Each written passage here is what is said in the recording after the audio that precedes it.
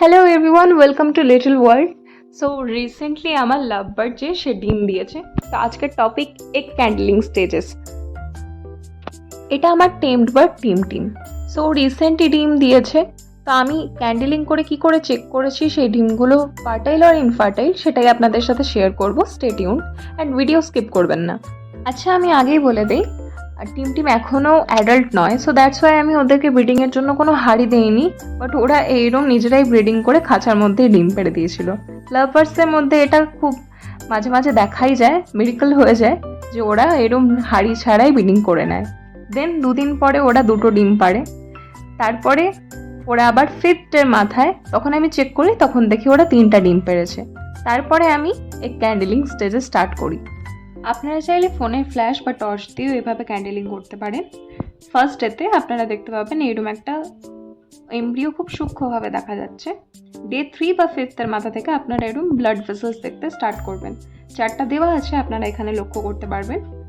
Day 8 থেকে আপনারা দেখবেন যে ব্লাড ভেসেলস এমব্রিও টোটালটাই বোঝা যাচ্ছে। তারপর থেকে আপনি যদি কিছুক্ষণ ডিমটাকে নিয়ে ফ্ল্যাশের ওপর বা টর্চের ওপর এভাবে ঘোরান, নাড়াচাড়া করেন, তাহলে বুঝতে পারবেন যে সেখানটায় বিটটা বা বাচ্চার নড়াচড়াটা আপনি হালকা ফিল করতে পারছেন, বুঝতে পারছেন। ডে 14 মাথা থেকে এরম মুভমেন্টসগুলো ক্লিয়ার হয়ে যায়। আপনি পেশেন্স নিয়ে কিছুক্ষণ যদি লক্ষ্য করেন, দেখতে পাবেন ডিমের ভেতরে ক্যান্ডেলিংয়ের টাইমে আপনি বাচ্চার মুভমেন্ট কিছুটা টাইম ধরে দেখতে পাচ্ছেন। সেম 15 দিনের মাথা থেকে আমিও চেক করি অ্যান্ড আমিও মুভমেন্ট বুঝতে পারি, বাট একটাই ফোন দিয়ে চেক করার কারণে আমি সেটা ভিডিও করে উঠতে পারিনি।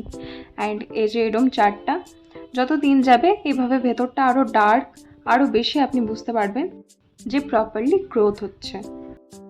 আর আপনি যদি দেখেন ডিম পাড়ার ফার্স্ট উইকে এরম এমব্রিও এক সাইডে হলুদ হয়ে রয়েছে ডিমের, আর সম্পূর্ণ টোটাল অংশটা সাদা হয়ে রয়েছে, মানে ডিমটা ইনফার্টাইল, সেটা ফুটবে না। আর যদি সেই ডিমটা ফার্টাইল হয় তাহলে 3 থেকে 5 দিন বা 1 সপ্তাহের মাথাতে আপনি ফর শিওর ব্লাড ভেসেলস দেখতে পাবেন। সেকেন্ড ছবিটার মতো পাখির ডিম যদি ফার্টাইল হয় আর সেটা যদি প্রথম 1 সপ্তাহের মধ্যেই এমব্রিও ডেথ হয়ে যায়, তাহলে ডিমটা এরকম হলুদ দেখাবে, মানে সেই ডিমটা ফার্টাইল ছিল কিন্তু সেটা খুব আর্লি স্টেজেই মারা যায়। অ্যান্ড লাস্টেরটা যেটা, সেটা হলো late embryo death. Most of the বৃষ্টির সিজনে পাখি যখন ডিম দেয় তখন এই লেট এমব্রিও ডেথটা হওয়ার সব থেকে চান্সেস বেশি হয়, কারণ তখন হিউমিডিটি কন্ট্রোলে থাকে না। তখন হিউমিডিটি প্রচণ্ড বেশি হওয়ার কারণে এমব্রিও ভেতর থেকে ব্রিথ করতে পারে না।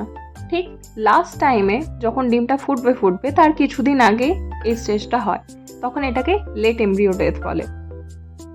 অ্যাজ ইউ ক্যান সি, আমার একটা ডিম ফুটে বাচ্চা হয়ে গেছে অ্যান্ড 26 দিনের মাথায় এই ডিমটা হাচ হয়েছে।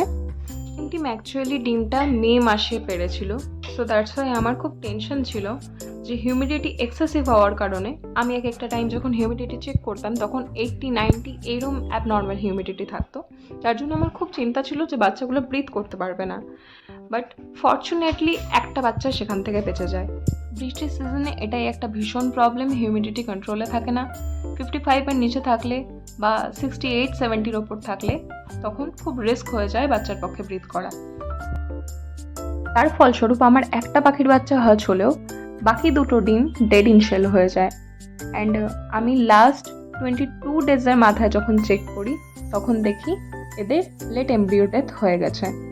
ইভেন আমি 17-18 দিনের মাথাতে যখন চেক করি তখনও দেখি যে এমব্রিও অ্যালাইভ রয়েছে, বাট সেটা পরবর্তীকালে আর বাঁচে না।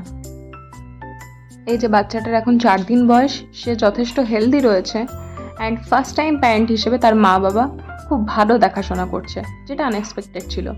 আর এই যে দুটো ডিম, যেটা কালারও চেঞ্জ হয়ে গিয়েছিল, যার জন্য আমার সন্দেহ হয়েছিল যে এটা ডেথ হয়ে গেছে। চলো আজকে এই পর্যন্তই। নেক্সট বাচ্চাটার আপডেট নিয়ে আমি আবার নতুন ভিডিও নিয়ে আসবো। ততক্ষণ stay tuned and like, share and comment করে দিও। আর সাবস্ক্রাইব করতে অবশ্যই ভুলো না এরকম ইনফরমেটিভ আর এই টপিকের ভিডিওগুলোর জন্য।